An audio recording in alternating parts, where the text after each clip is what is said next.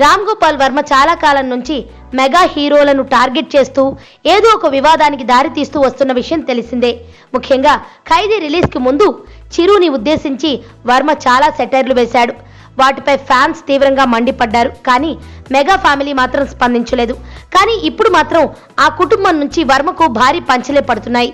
ఒక్కొక్కరు ఒక్కో విధంగా అతనిపై మండిపడుతున్నారు.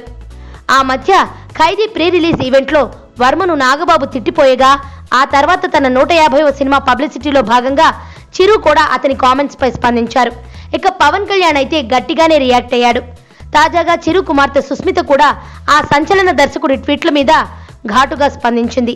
లంచ్ బ్రేక్ లో మాట్లాడుకోవడానికి తప్ప వర్మ కామెంట్స్ దేనికి పనికిరావని చెప్పిన ఆమె పూర్తిగా మాట్లాడే వారిని సామాజిక మాధ్యమం నుంచి శాశ్వతంగా బహిష్కరించాలని మండిపడింది.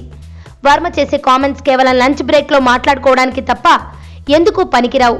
మేము ఖాళీగా ఉండే సమయంలో ఆయన ట్వీట్స్ చూసి నవ్వుకుంటాం. అయినా ఒకరి మాటలను మనం నియంత్రించలేం కదా.